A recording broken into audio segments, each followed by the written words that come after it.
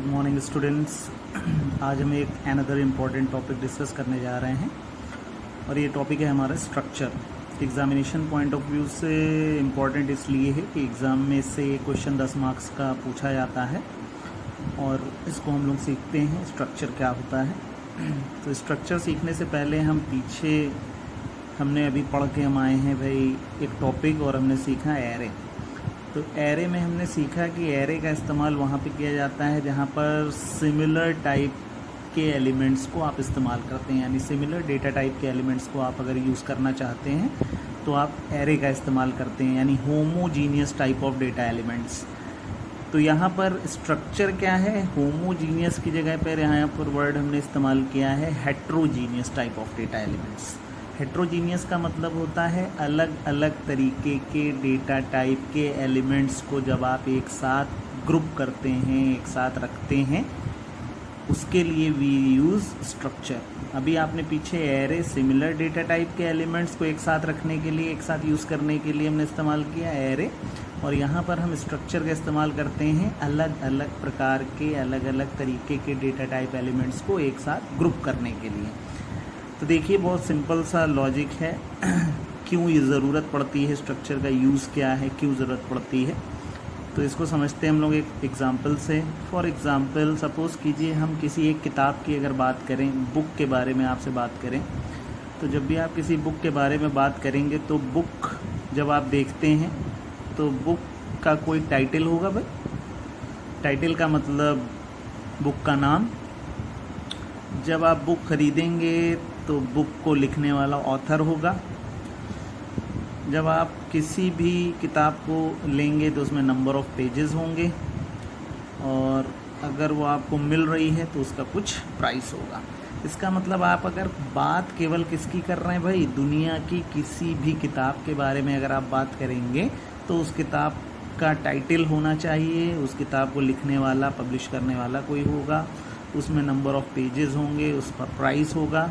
तो यहाँ पर क्या ये अलग अलग तरीके के डेटा टाइप हैं, बात एक ही बुक की हो रही है, लेकिन जैसे ही आप बुक की बात करते हैं तो यहाँ पर अलग अलग तरीके के डेटा टाइप आ जाते हैं। कैसे भाई, जब आप किसी बुक को देखते हैं तो जो बुक का टाइटल है, सपोज़ कीजिए बुक का नाम है प्रोग्रामिंग इन सी, तो ये एक नाम है, नाम मतलब कैरेक्टर यानी स्ट्रिंग। तो इसके लिए डेटा टाइप हम क्या इस्तेमाल करेंगे भाई, कैर। ऑथर मतलब कोई एक नाम है, तो नाम मतलब डेटा टाइप हम इस्तेमाल करेंगे कैरेक्टर। पेजेस हमेशा एक इंटीजर वैल्यू होगा भाई, तो पेजेस यानी जो डेटा टाइप आप इस्तेमाल करेंगे वो इंटीजर होना चाहिए। प्राइस आपका इंटीजर भी हो सकता है और फ्लोट भी हो सकता है। फॉर एग्जांपल हमने मान लीजिए ले लिया क्या भाई, फ्लोट ले लिया, तो इसका मतलब आप बुक की बात करने जा रहे हैं, लेकिन आप किसी भी दुनिया की जब किताब के बारे में बात करेंगे तो आपको सपोज़ कीजिए ये चार चीज़ें सब में कॉमन है, और यहाँ पर चारों बातों में जो डेटा टाइप है वो आपके क्या है भाई, अलग। यानी दो डेटा टाइप कैरेक्टर हैं, एक इंटीजर है, एक फ्लोट है। तो यानी आप इन चारों को क्या करेंगे, एक साथ अगर आपको ग्रुप करना है तो हम क्या इस्तेमाल करेंगे भाई, स्ट्रक्चर। तो स्ट्रक्चर इस्तेमाल करने के लिए आपको कुछ नहीं करना है, we have to use the keyword struct. User defined name का मतलब होता है कि आप जो नाम स्ट्रक्चर का रखना चाहते हैं वो नाम आप रख देंगे, ठीक है भाई। करली ब्रेसेस इस्तेमाल करेंगे, डेटा टाइप का लिखेंगे, और सबसे पहले आप लिखेंगे मेंबर 1, ठीक है भाई, एलिमेंट, पहला एलिमेंट। फिर आप दूसरा डेटा टाइप, मान लीजिए दूसरा डेटा टाइप मेंबर 2 का नाम, तीसरा data type member 3 and so on, और उसके बाद ये करली ब्रेस आप बंद कर देंगे। तो ये स्ट्रक्चर को डिफ़ाइन करने का एक तरीका है कि you have to use the keyword struct along with the user defined name, यानी स्ट्रक्ट का इस्तेमाल करना ही है, कीवर्ड है आपका, और उसके बाद आप एक यूज़र डिफाइंड नेम का इस्तेमाल करेंगे, ठीक है भाई। करली ब्रेसेस लगाएंगे और इसके अंदर आप एलिमेंट्स को लिखेंगे। तो फॉर एग्ज़ाम्पल अभी हमने देखिए सीखा पीछे बुक का एग्ज़ाम्पल। तो सपोज़ कीजिए हम एक स्ट्रक्चर बनाने जा रहे हैं, किसके लिए भाई, एक बुक के लिए। तो हमने सबसे पहले कीवर्ड क्या इस्तेमाल किया भाई, स्ट्रक्ट, और यूज़र डिफाइंड नेम, यानी हम बुक के बारे में बात करने जा रहे हैं तो हम बुक लिख देते हैं। अगर हम स्टूडेंट के लिए स्ट्रक्चर बनाने जा रहे हैं तो हम स्टूडेंट लिख देंगे। हम किसी एम्प्लॉई के लिए बनाएंगे तो एम्प्लॉई यहाँ पे लिख देंगे। यानी जो कुछ ये नाम है ये मेरे द्वारा यूज़र डिफाइंड है, मैं जो चाहूँ वो नाम यहाँ पे लिख सकता हूँ। ठीक है भाई। अब यहाँ पर आपको ध्यान देना है एक बड़ी बात का कि सबसे पहले सपोज़ कीजिए हमें बुक का एग्जाम्पल ले लिया कि बुक के अंदर टाइटल होना चाहिए। टाइटल आपका क्या है? Char data type. और टाइटल का मतलब क्या है? कोई एक कैरेक्टर नहीं है। टाइटल का मतलब नाम। सपोज़ कीजिए बुक का नाम है प्रोग्रामिंग इन सी। ठीक है भाई। तो ये प्रोग्रामिंग इन सी क्या है? तो हम कहेंगे ये स्ट्रिंग। ठीक है भाई। तो स्ट्रिंग को डिफाइन करने के लिए जो कीवर्ड हम इस्तेमाल करेंगे, जो डेटा टाइप हम इस्तेमाल करेंगे, वो हम इस्तेमाल करेंगे कैर। ठीक है भाई।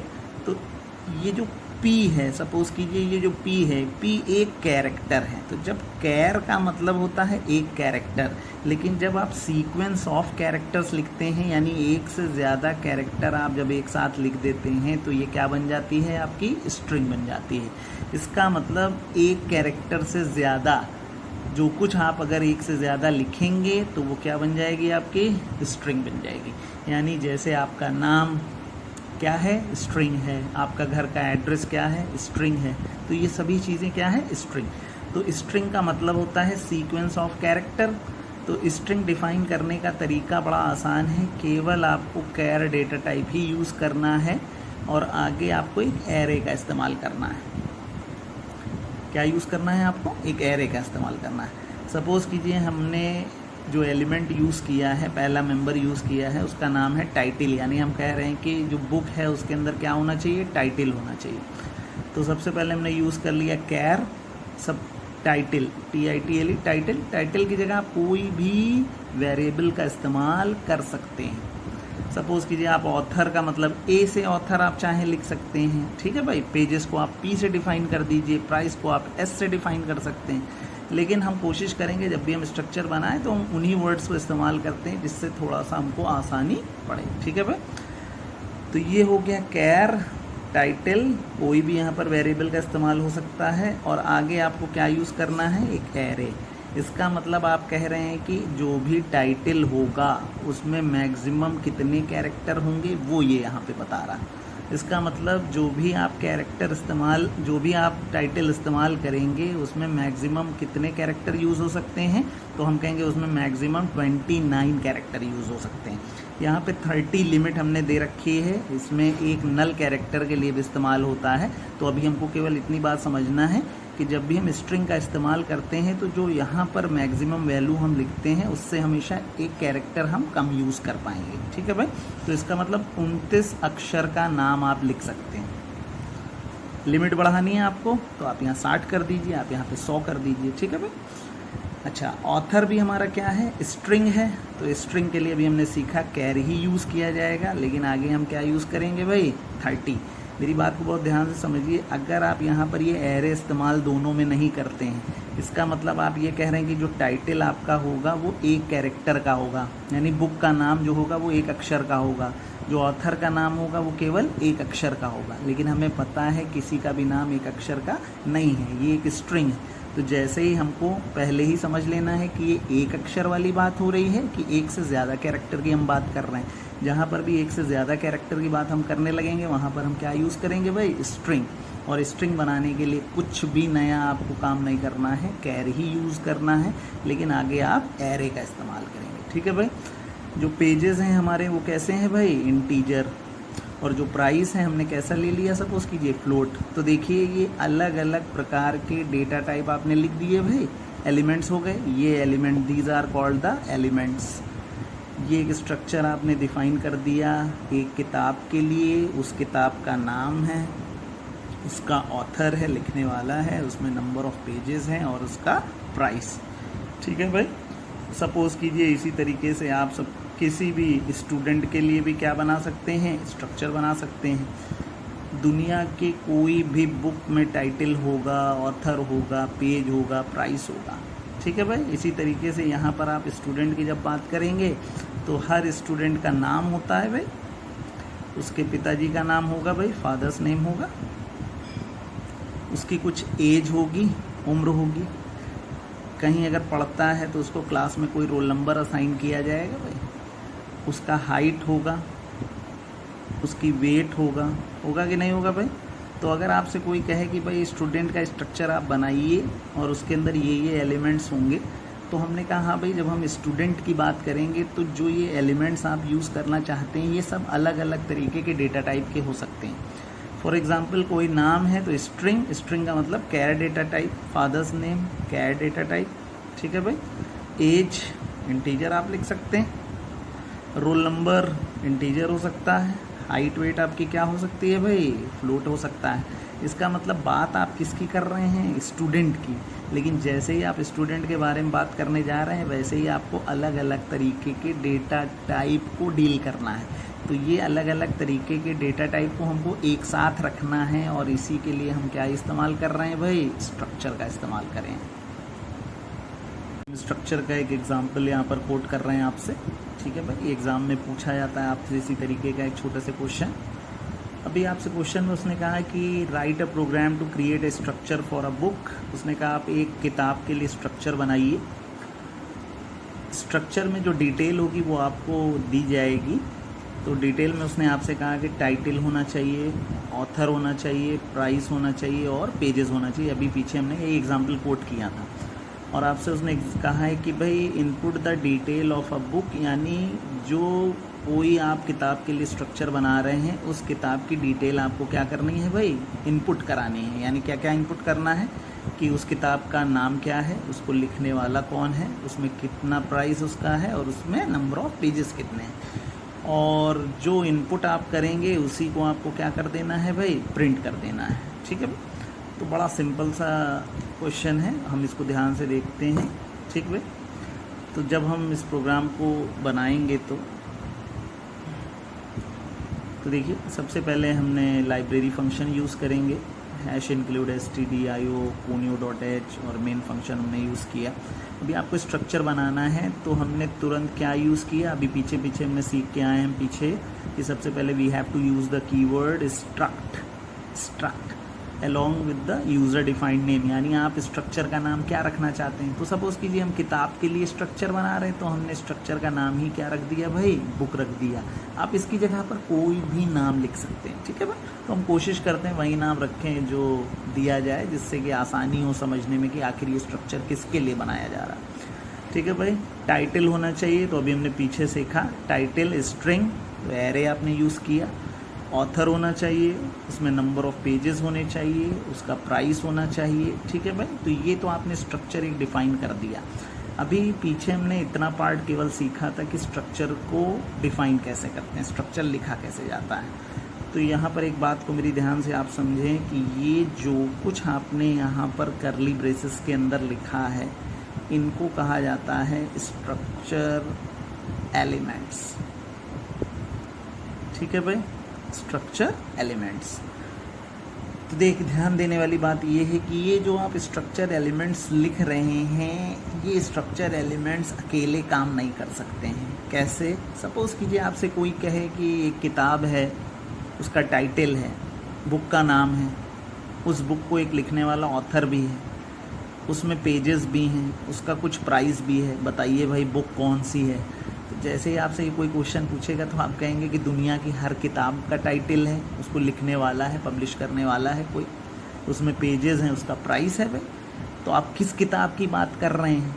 तो यहाँ पर केवल इतना पार्ट लिख देने से, स्ट्रक्चर के एलिमेंट्स को लिख देने से ये चीज़ नहीं बता पाएंगे आप कि आप किस बुक के बारे में बात कर रहे हैं, ठीक है भाई। तो इसका मतलब ये स्ट्रक्चर आप किस किताब के लिए बना रहे हैं तो उसके लिए आपको एक स्ट्रक्चर वेरिएबल का इस्तेमाल करना पड़ेगा। तो ये देखिए यहाँ पर हमने वेरिएबल का नाम लिखा है x। सपोज़ कीजिए यहाँ पर ज़रूरी नहीं आप x लिखें, आप इसकी जगह पर कोई भी नाम लिख सकते हैं। इसका मतलब ये जो स्ट्रक्चर है ये आप किसके लिए बनाने जा रहे हैं, किस वेरिएबल के लिए। तो हम कह रहे हैं एक बुक, जो हम जिसको क्या नाम दे रहे हैं भाई, x, ठीक है। यानी कोई भी बुक है जिसको हम क्या मान रहे हैं भाई, x मान रहे हैं। क्यों, क्योंकि अगर हम ये वेरिएबल नहीं लिखते हैं तब तक हम ये ऊपर जो कुछ एलिमेंट्स हैं इनका इस्तेमाल नहीं कर सकते हैं, ठीक है भाई। तो ध्यान देने वाली बात है कि बिना वेरिएबल के कोई भी स्ट्रक्चर के एलिमेंट को आप इस्तेमाल नहीं कर सकते हैं। तो अगर आप एक बुक के लिए बना रहे हैं, सपोज़ कीजिए उसने आपसे क्वेश्चन में कहा है कि एक बुक की डिटेल इनपुट करिए, तो आपने एक वेरिएबल इस्तेमाल किया है। अगर आपसे वो कहे कि 2 बुक की डिटेल इनपुट करिए, तो आप यहाँ पे x, y लिख सकते हैं, यानी आपको 2 बुक कंसीडर करनी पड़ेंगी, 2 वेरिएबल लेने पड़ेंगे। आपसे वो कहे 3 बुक, तो आप 3 वेरिएबल यहाँ पे लेंगे। ठीक है भाई। तो यहाँ पर अभी हमने बात की है केवल एक बुक के लिए, तो हमने यहाँ पर एक वेरिएबल लिख दिया जिसको हम x कह दे रहे हैं। ठीक है भाई। और इसके बाद हमने क्या लगा दिया, सेमीकोलन। अब हमको करना क्या है भाई, इंटर द प्रिंटफ मैसेज हमने लिखा और हमने कहा enter the detail of a book, यानी enter the detail of book. तो ध्यान दीजिए यहाँ पर जो सबसे पहले आपको क्या इनपुट करना है, तो हमने कहा भाई सबसे पहले हमें टाइटल इनपुट करना है। टाइटल क्या है हमारा, तो हमने कहा ये तो एक स्ट्रिंग है, तो स्ट्रिंग के लिए हम क्या इस्तेमाल करेंगे, %s का इस्तेमाल करेंगे। कैरेक्टर होता खाली, अगर ये केवल ऐसा होता जिसके आगे एरे ना लगा होता, तो हम %c का इस्तेमाल करेंगे। लेकिन जैसे ये एरे हो जाएगा और ये स्ट्रिंग बन जाएगा, देन वी यूज़ %s, यानी हमको पहली वैल्यू एक नाम स्ट्रिंग इनपुट करनी है, तो %s। क्या ऑथर भी आपका एक स्ट्रिंग है, तो हमने कहा हाँ भाई ऑथर भी हमारा एक स्ट्रिंग है, तो हमने %s लिखा। पेजेस आपने कैसे लिए हैं, इंटीजर, तो इंटीजर के लिए क्या यूज़ करते हैं आप, %d। प्राइस आपने कैसा लिया है, फ्लोट लिया है, तो फ्लोट के लिए आप क्या यूज़ करते हैं, %f, और डबल कोट बंद कर दिया। यानी स्कैनफ में आपने 4 वैल्यूज़ लिखनी है, यानी आपको 4 वैल्यू इनपुट करनी है। पहली वैल्यू आप एक स्ट्रिंग इनपुट करेंगे, दूसरी वैल्यू आप स्ट्रिंग इनपुट करेंगे, तीसरी वैल्यू इंटीजर इनपुट करेंगे, चौथी वैल्यू आप फ्लोट इनपुट करेंगे। ये ज़रूरी नहीं है कि आप इसी ऑर्डर में लिखें, आप किसी को भी ऊपर किसी को भी नीचे लिख सकते हैं। ठीक है भाई। तो जिसकी वैल्यू आप चाहें पहले इनपुट करें, जिसकी वैल्यू आप चाहें बाद में भी इनपुट कर सकते हैं। %d पहले लिखा जा सकता है, %f बाद में लिख सकते हैं, आप कैसे भी कर सकते हैं। ठीक है भाई। तो सबसे पहले आपको स्ट्रिंग इनपुट करनी है, तो यहाँ पे स्ट्रिंग इनपुट करने का तरीका क्या है, कैसे आप स्ट्रक्चर में वेरिएबल का इस्तेमाल करेंगे, तो बड़ा इम्पॉर्टेंट बात है और इसको आपको हमेशा के लिए याद रखना है कि how to access the element of structure, यानी आप किसी स्ट्रक्चर के अंदर ये जो एलिमेंट्स आपने लिखे हैं आप इनको कैसे यूज़ कर पाएंगे। तो यूज़ करने का केवल एक ही तरीका है जो आपको याद रखना है। सबसे पहले आपको लिखना है स्ट्रक्चर वेरिएबल का नाम। क्या लिखना है भाई, स्ट्रक्चर वेरिएबल का नाम। ठीक है भाई। फिर आपको ये डॉट ऑपरेटर लगाना है और आगे आपको क्या लिखना है भाई, एलिमेंट का नाम। ये चीज़ आपको याद रखनी है। तो ध्यान दीजिए, अब आप किसी भी एलिमेंट को कैसे यूज़ कर पाएंगे, तो सबसे पहले उसने कहा स्ट्रक्चर वेरिएबल का नाम लिखिए। तो स्ट्रक्चर वेरिएबल का नाम आपने क्या रखा है भाई, x, इसका मतलब x हो गया। डॉट एलिमेंट, पहले एलिमेंट का नाम क्या है आपका, टाइटल। दूसरे एलिमेंट का नाम क्या है, ऑथर। तो पहला एलिमेंट अगर एक्सेस करना है तो हम क्या लिख देंगे भाई, x डॉट टाइटल। ठीक है भाई। दूसरा एलिमेंट एक्सेस करना है तो वेरिएबल का नाम देखिए x ही रहेगा, एलिमेंट का नाम बदल के क्या हो जाएगा, ऑथर। तीसरे एलिमेंट का नाम क्या हो जाएगा, पेजेस। चौथे एलिमेंट का नाम क्या है आपका, प्राइस। तो देखिए आपको इनपुट करना है तो हमने क्या लिखा भाई, x डॉट, देखिए x डॉट टाइटल, वेरिएबल का नाम, डॉट लगाया और आगे एलिमेंट का नाम लिख दिया। ठीक है भाई। यहाँ पर देखिए आपने स्कैनफ फंक्शन का इस्तेमाल करके आप स्ट्रिंग इनपुट कर रहे हैं और यहाँ पर आपने एड्रेस ऑपरेटर नहीं यूज़ किया है। ध्यान देंगे यहाँ पर, तो हम स्ट्रिंग के केस में जब स्कैनफ फंक्शन यूज़ करते हैं तो हम एड्रेस ऑपरेटर को यूज़ नहीं करते हैं। लेकिन अगर आप एड्रेस ऑपरेटर लगा देते हैं तब भी कोई फ़र्क नहीं पड़ता, आप चाहें तो लगा दें तब भी कोई वैल्यू में चेंज नहीं है, और बिना एड्रेस ऑपरेटर के भी आपका क्या है, कोई भी स्ट्रिंग इनपुट हो जाएगी। तो यहाँ पर देखिए जब भी हम अब आगे यूज़ करेंगे तो स्ट्रिंग इनपुट करने के टाइम हम एड्रेस ऑपरेटर को इस्तेमाल नहीं कर रहे हैं। आप चाहें तो एड्रेस ऑपरेटर को इस्तेमाल कर सकते हैं। तो देखिए भाई, पहला वेरिएबल का नाम डॉट एलिमेंट का नाम। एलिमेंट का नाम क्या था आपका, टाइटल। केवल आपको नाम लिखना है, एरे नहीं लिखना है। ठीक है भाई। अगला कॉमा देखिए, फिर एड्रेस हमने नहीं लिखा है। स्ट्रक्चर वेरिएबल यानी आपको जो दूसरा नाम इनपुट करना है, कैसे इनपुट होगा, तो आपको वेरिएबल का नाम लिखना है, डॉट लगाना है और क्या लिखना है भाई, एलिमेंट का नाम। एलिमेंट का नाम आपका ऑथर है। फिर आपको एड्रेस ऑपरेटर यूज़ करना है यहाँ पर। अब यहाँ पर ध्यान दीजिएगा कि हमने जैसे ही पेजेस इनपुट करने हैं हमें, तो इंटीजर आ गया। अभी स्कैनफ फंक्शन में बिना एड्रेस ऑपरेटर के आप इंटीजर या फ्लोट की वैल्यू को इनपुट नहीं कर सकते हैं, नहीं कर सकते हैं। इंटीजर फ्लोट कैरेक्टर की वैल्यू इनपुट नहीं होगी जब तक आप एड्रेस ऑपरेटर नहीं लगाएंगे। तो इस बात को ध्यान देंगे कि जैसे ही हमको इंटीजर फ्लोट या कैरेक्टर की वैल्यू इनपुट करनी होगी तो हम एड्रेस का इस्तेमाल करेंगे, क्योंकि अगर आप नहीं करेंगे तो वैल्यू इनपुट नहीं होगी। तो यहाँ पर एड्रेस का साइन लिखा, वेरिएबल का नाम हमारा x ही है और यहाँ पर आपका एलिमेंट का नाम क्या हो गया भाई, पेजेस। एड्रेस का ऑपरेटर x डॉट प्राइस, यानी आपने पहला आप कीबोर्ड से एक टाइटल इनपुट करेंगे, दूसरा आप ऑथर इनपुट करेंगे, तीसरा आप पेजेस इनपुट करेंगे, चौथा आप प्राइस इनपुट करेंगे। ध्यान दें भाई, इस प्रोग्राम को हम रन करके यहीं पर देखते हैं भाई। जब आप ये प्रोग्राम रन करेंगे तो ऊपर से लेके नीचे तक देखिए, सबसे पहला प्रिंटफ आपको ये मिलेगा। यानी जब आप प्रोग्राम रन करेंगे तो ये प्रोग्राम लिखकर आपसे पूछेगा कि inter detail of book, inter detail of book. इसका मतलब आपको ये स्कैनफ फंक्शन इसीलिए हमने लिखा है कि अब हम कीबोर्ड यूज़ करेंगे और हम 4 वैल्यू इनपुट करेंगे। समझ में आया भाई? तो हमने सपोज़ कीजिए बुक का नाम लिख दिया प्रोग्रामिंग, ठीक है भाई। तो कीबोर्ड का इस्तेमाल करके आपने क्या टाइटल इनपुट कर दिया, प्रोग्रामिंग। बुक को लिखने वाला ऑथर सपोज़ कीजिए आपने कुछ भी लिख दिया, डेनिस, ठीक है भाई। कीबोर्ड से आपने इनपुट कर दिया, तो पहला एक नाम इनपुट किया यानी वो टाइटल बन गया, दूसरा जो नाम आपने इनपुट किया वो ऑथर हो गया, तीसरा आपको नंबर ऑफ़ पेजेस इनपुट करना है। सपोज़ कीजिए हमने लिख दिया 120 कीबोर्ड से, तो ये जो तीसरी वैल्यू आप इनपुट कर रहे हैं वो पेज बन जाएगा।